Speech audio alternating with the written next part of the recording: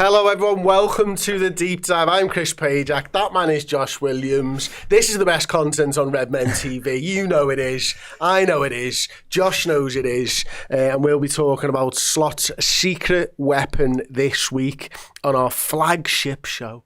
Is this the flagship show nowadays? I'm just going to call it that. I wasn't on this week's podcast, so right now this is the flagship. I'll double my fee then. No, you won't. Please don't. No, we get paid good money. Chris is a good provider for the family. Go on then, let's do it. Who's the secret weapon? Why is he the secret weapon? What are we doing? So, lately, Liverpool have played certain games and we've seen the same match scenario play out, I think, quite a few times now. Probably not against Bournemouth coming up, and probably unlikely against PSV, but certainly against Brentford, Ipswich, Forest, and I think arguably Man United at times. We've faced this kind of low block dynamic. We've just faced it against Ipswich and scored 4. Really good stuff. And we've just faced it against Brentford. Eventually scored 2. But it took a while. But, I mean, just generally speaking, how do you feel when Liverpool come up against that dynamic? Earlier on in the season, and I'm thinking of the Nottingham Forest game, I didn't think we were particularly good in that one. I thought we made it a little bit easier for them. It feels like now we have an understanding of what we want to achieve every time. And because we're facing it more and more, I think that naturally happens with the football side, doesn't it? The better you are, the higher up the league, all of a sudden everyone just goes, oh, just don't get beat. Yeah. And then everyone just sits in. I feel like now we are starting to see... Well, I think it's a training ground thing, to be honest. But I think that we're now working on how to beat low blocks because that's the teams that we're coming up against. So I think we're getting better. Yeah, I agree. I think under Jurgen Klopp, it was potentially our Achilles heel a little bit, maybe. 100%. And we saw reasons behind that. I think, sorry, not reasons behind it. I think Slot got an insight into that against Forest at Anfield, the game we lost. And as I think you're right, I think we're gradually adding weapons maybe to break down these low blocks, and the player in question, the secret weapon, is very integral to that, but we'll touch on that. But just for a bit of insight first, should we show the 2 examples of the kind of dynamic that we're talking about just to visualise it? So if we get up the first viz, so that is against Brentford. The outline there is Liverpool's back 4, just for a bit of perspective, so you can see how high Liverpool's entire 11 is really squeezing the pitch. It's basically an entire football match getting played in the final third. And if we move on to the next one, this was recently against Ipswich. Very, very similar, really high back 4, squeezing the pitch, forcing the opposition into their own penalty box. Really like the position that Trent is in. We'll touch on that in a sec. Robertson usually gets a little bit higher than Trent does. But that's the dynamic that we're coming up against more and more.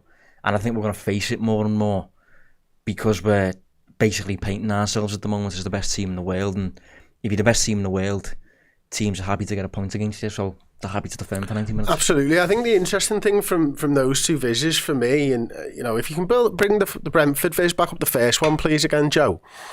I loved the fact that during this game, we weren't just reliant on going wide. I love the fact that there was attacks where Diaz hits one, where there's maybe 3 passes through the middle. Like, we seem to be more confident with just mixing it up a little bit. And if there was a criticism of a Jurgen Klopp side attacking a low block, I thought it was quite predictable at times. Yeah. And you were almost relying on maybe a Trent Alexander-Arnold to put a worldie in rather than craft your own opportunity. And I think this Liverpool side's doing a bit of both. We use wide, but we mix enough of the going through the centre in to panic someone a little bit and not be able to see them sort of expand to us. Well, if we get up the Brentford one, just once more, we did score from this. This is. I think Trent is on the ball just. He plays a 1-2 with Elliott, I think, and then Liverpool get the goal through Darwin Núñez. We did a show recently on Alexis McAllister. Well, it wasn't solely on Alexis McAllister, but it was on the whole, like, getting your 8 to run beyond that kind of deep runs type thing as a means of breaking up low blocks.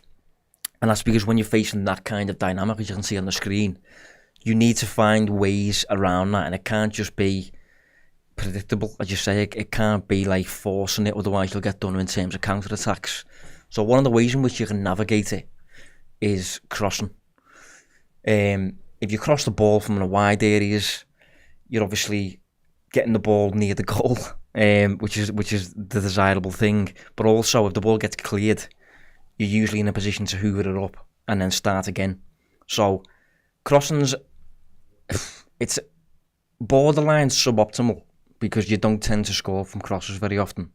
But when you're facing that dynamic, it's going to be really hard, no matter what, to create a clear-cut chance. So I think Slot has turned to crosses a little bit. Different kinds of crosses. Specifically involving this secret weapon player. Go on, reveal it. You should know it by now. Let me know in the comments section. We've had quite a bit of build-up to this, haven't we? Yeah, so... Anyone guessed right? Not yet. Muntianu Radu says short answer, Nunes. No, this is actually one of the weeks in which we're not talking about Nunes. Izzy says the secret weapon has to be Elliot or Szoboszlai. Nope. TP says General Kenobi. No. And Callum Freely says Elliot. Elliot could be. Chris Campbell, Gravenberg. And then we've got 2 right answers now. Izzy, again, second guess though, so... yeah, it's Cody Gakpo. It is Cody Gakpo, yeah. And Graham Mapstone says Cody lad as well. So well done to Graham for winning the competition today. Izzy, it was your second guess, so you're out, I'm afraid. We should have like a little trap door for all these people just there. It's under the carpet there that no one can see. We've got an amazing Redmen rug, but no one can see it. Yeah. So yeah, Gakpo starts the season a little bit in and out. Diaz has the spot ahead of him. But as the season's progressed and as we've faced more and more of these low blocks, Diaz is tucked inside, playing as the 9. Mm-hmm. Obviously, Jota's injuries helped that. And Gakpo is operating on the flanks now.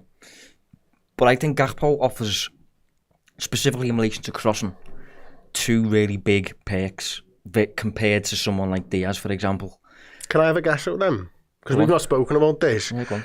I think one of them is if the cross is from the other side, he's excellent at getting on the end of it.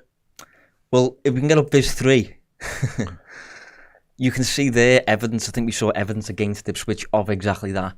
6'4", Cody Gakpo. For those who aren't seeing, because they're celebrating already. I'll just... But Gakpo is 6'4". It feels like he scored quite a few headers, to be fair to him, this season. Mm-hmm. Despite him not being unbelievable in the air in his first 18 months or so on Merseyside. But this is an example that we saw where Trent is putting the ball in from that kind of withdrawn space. This is one of the crosses that Slot has added to Liverpool's game maybe this season. And if Diaz is on the end of it, Diaz might score it. You know, who knows? The cross was brilliant. But with Gakpo being 6'4", he has that kind of aerial threat that, in my opinion, trumps Diaz a little bit in those similar situations. Like, I don't know if Diaz is on the pitch there, to be fair, but I think Gakpo obviously offers that threat. But then beyond that, he also offers the delivery into the box. So another goal against Ipswich. Exactly, yeah. This is the theme of the show. This is why Ipswich kind of pushed us in this direction. So is this the first or second goal of the game? Second, because it's 1-0. Yeah, but this could have been a replay. I've got you there, mate. So if we have a look at that, right? Oh, you have as well. This has been specifically... Well, wasn't Szoboszlai first goal? Szoboszlai was first goal, yeah, that's a good point. I'll give you that. Thanks. So Thanks for me being right. So factually correct. Can we get to the goal? Yeah, sure. Please. Please. I'm the one who said we need to keep this show tight. By the way, now look at me. Oh dear. So if you look at this one, this is a specifically manifested tactic. Like, this is straight from the training ground. This is not a fluke. So number one, you can see Robertson overlapping. He's taking the Ipswich right back with him. I think a little bit distracted, opens up a space for Gakpo to tuck inside. So Gakpo tucks inside. We've seen him hit that cross a million times. He's really good at doing it. And it's always in the direction of the back stick. And you can see those 2 Liverpool players there heading towards the back stick. Salah's one of them. And the other is it Szoboszlai? I can't really see it from here. I think it was Szoboszlai, yeah. Salah obviously scores. Really good finish, hits the roof of the net. But those kind of wide well, obviously every cross I suppose is wide to a certain level, but those withdrawn crosses from right on the corner of the penalty box are kind of a Gakpo speciality. Slot has integrated those two back post runs. The Robertson overlap helps it out as well. And this is not the first time we've seen it. Like, if we move on to the next viz, yeah, so it's not the best one. I appreciate that. This is when there was that artificial fog in Liverpool for 3 days straight. But Gakpo's delivering that cross there. Are you sure? Yeah, I'm pretty certain it was. Salah again is arriving back post with Szoboszlai again, is it? It could be anyone. Could be Wijnaldum. Could be Henderson, mate. I think it's Curtis. Yeah, I think it's Curtis. Yeah, did we score from that one? We might have scored from that. But regardless, anyway, that was against Leicester, so again a bit of a low block team. So this is kind of a new dynamic maybe that we've added specifically against low blocks. And if you move on to the last viz, I think it's the last viz. Yeah, so here's an example of Salah offering the same dynamic from the right side with his left foot. Robertson's going back stick, and it's that Nunes maybe going back stick, but whoever it is anyway. We win a penalty from this. This is when the Southampton substitute handballs it, and we go on and win the game eventually. And just another note on that, Conor Bradley's obviously on the right. Yeah. So he's probably made the run. Yeah. But we've got that same back post inside cross with Gakpo now and with Salah. Diaz, when he's on the pitch, for me, doesn't offer that cross. Diaz isn't about that game. He's more about maybe taking on his man, getting to the byline and things. But if you're facing that low block, this is definitely one of the ways in which Liverpool are planning to solve this kind of problem ahead of them, and I think Gakpo's had a big impact on it. Yeah, absolutely. And if I can just go to the board for a second as well, if that's okay. Obviously, you talk about the two runners at the back stick, so I'll move Szoboszlai up because it tends to be Szoboszlai, doesn't it? And it tends to be Mo from this side. I'll move Robertson up here, and you can see him now, you can see him making that run there. Yeah. And the good thing is, for me, obviously Diaz will drop in or attack the near post, whatever. When you get to this position, I think Gakpo's better for keeping the defence on their toes as well, because he shapes to shoot from there in exactly the same way that he shapes to cross. Yeah. And he's happy to have a shot from there, as he's probably more happy to have a shot from there than he is to cross. And again, that just keeps you on your toes as a defensive unit, doesn't it? Not knowing what are you doing here. Am I defending the cross or am I defending the shot? And I think that ability to do either from the same thing is absolutely brilliant, especially when it looks exactly the same. If you go to the fourth fish, please, Joe. Like, he comes another yard inside, he can hit that. Yeah. Well, this is the thing, that going back to this kind of secret weapon that Liverpool have got against low blocks, another classic scenario that you present it with whenever you're facing these kind of teams is the space outside the box. If you go back to the first viz, maybe, or let's go to the second one. What about the third? Oh, yes. So you can see the space outside the box there. So Liverpool, as always is the case when you're facing these kinds of teams, you will get opportunities to shoot from outside the area. And again, Gakpo's just good at doing that versus Diaz, for example, or even someone like Jota, or even Salah. I think he's the best of the front three, or the front six. Yeah, I agree. I think in terms of his striking of the ball, I think he's got the cleanest strike. So when you're coming up against these low blocks, you get that space outside the box, you get the space on the wings, and this kind of crossing, shooting outside the area, heading home, some of the crosses from the other side. He's a real perk. He's a real weapon for Liverpool to use when we're in these games, and you could argue maybe when there's a game that's a bit more open, say for example Bournemouth coming up, which is probably going to be a bit more about space and transitions and things like that, maybe Diaz is more suited. But when Liverpool are expected to just dominate a weaker side and find a way through, it's probably Gakpo. Gakpo's probably a man. Yeah, absolutely. And if I can just take you to FB Ref right now on my laptop, and you can see, I'll zoom in a little bit so that you can see better. Has that worked at all? Yeah, okay. Yeah. So you can see here, Cody Gakpo, he's now the second highest in terms of goals and assists in the squad. for us this season. Mo Salah's on an absolutely ridiculous 40 goals and assists from his 32 matches played. Cody, 1,813 minutes, 19 goals and assists. In slightly more minutes, Diaz is now third, 5 goals and assists behind Cody Gakpo. Now, in terms of Premier League, I think I'm right in saying they're both on 8 goals in the Premier League now. I think Diaz has 1 assist and maybe Gakpo has 3. It might be 2 and 5, but it's very, very similar. But Cody, in terms of the Premier League, has now gotten ahead of Diaz. And you would say that Diaz is playing centre forward now as well. Yeah, well, I've just had a little look at Cody's numbers there compared to the previous 2 seasons he spent in England. So, obviously, we know he was originally used as a false 9. Then he plays in midfield and just kind of all over the place, really. So, in his first half season in the Premier League, he hits 17 crosses, right? Okay. In his second season, this is a full season now, he hits 21 crosses. In his current season already, he's played fewer minutes than his previous season and even fewer minutes than his half season when he first signed. 52 crosses. Wow. So 17, 21, 52. So he's definitely been, I think Slot has been a lot more intent than Klopp was when it comes to harvesting that crossing ability from him. And rightly so as well, because I do think if you're looking at what an attacker does in the final third, you want to harvest his best qualities, what he's best at, what he's most dangerous with.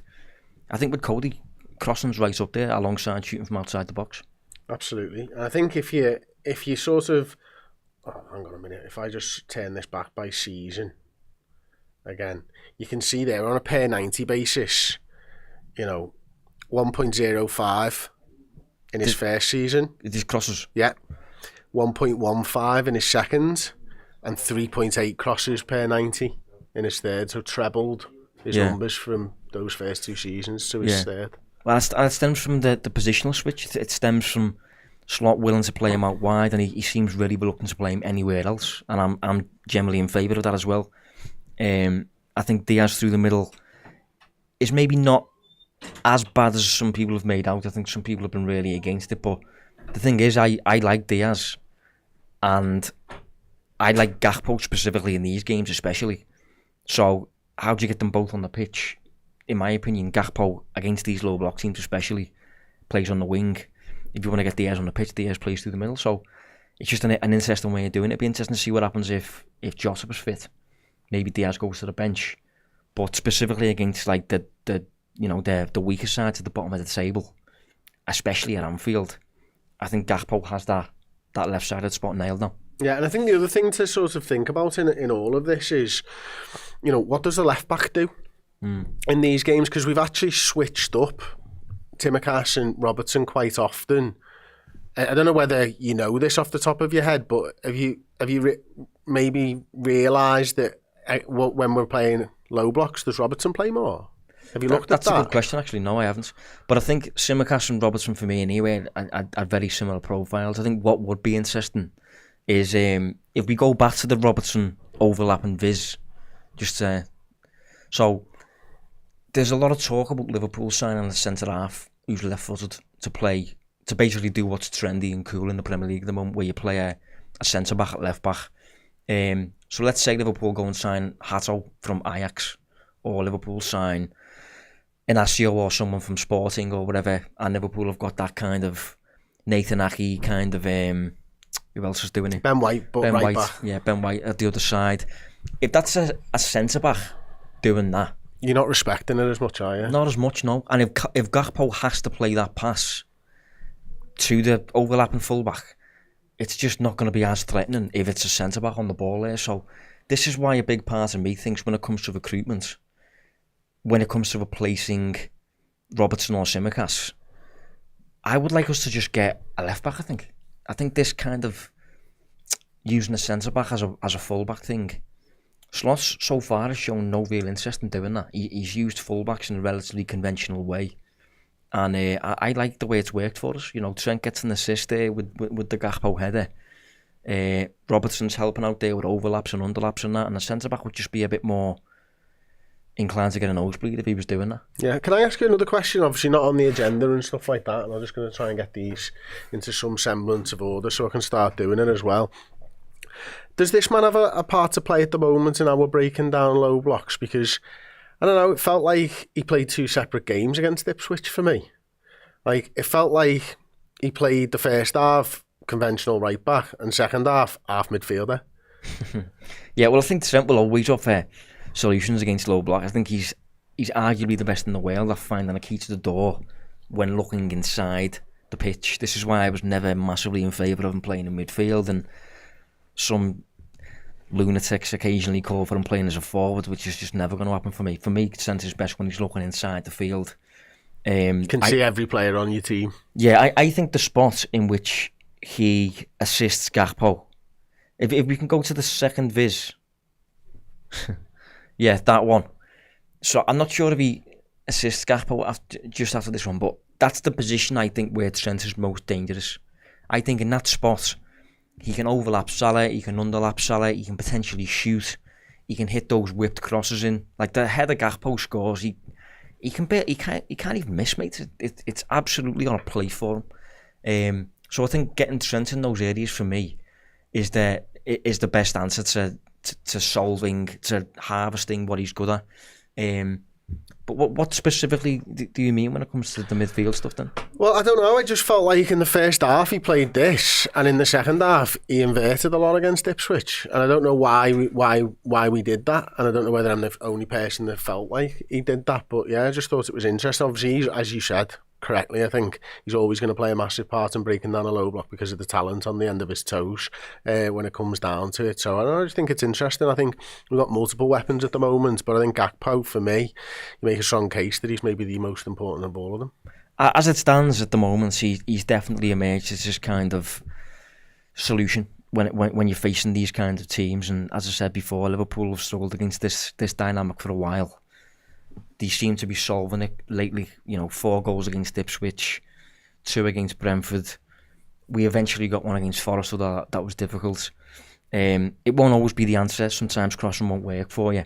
But if you've got a player there who's good at shooting from outside the box, good at putting crosses in, and good at getting on the end of crosses, that's really ideal for facing a low block.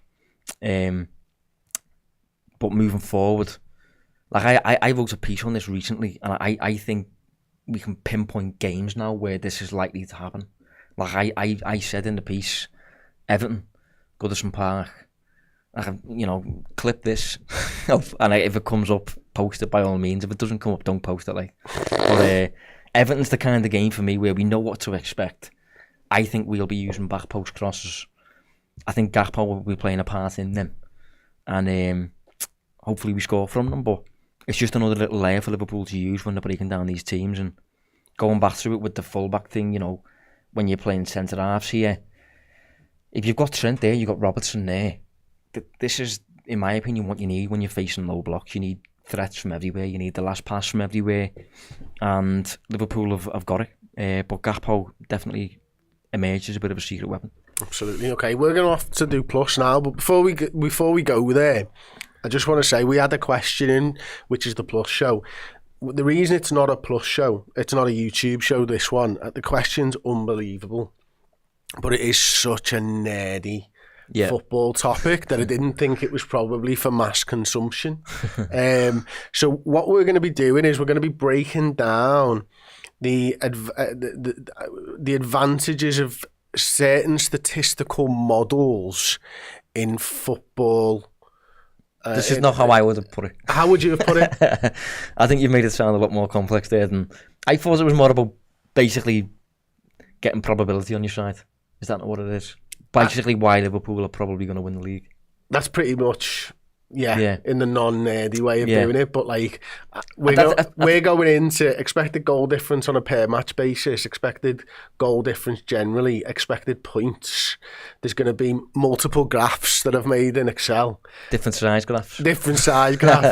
There's multiple league tables. But it's going to be easy to digest. That's important. That's what the deep dive is. Yeah, it's going to be easy to digest as well. It is, honestly. I think it could be one of the best shows we do, to be honest with you. But equally, I get that some people go, "Oh, nerds have taken over football and shit." Yeah, what's this XG crap? Yeah, and so that's why it's not on YouTube. So if you want to take in a little bit more and understand a little bit more about the statistical models that teams use, then please get over to redmenplus.com, sign up, or you can sign up on YouTube as a Redmen Plus video subscriber as well. Thank you for joining us for this one. We're going over there to try and make sense of all the work that I've put in this morning.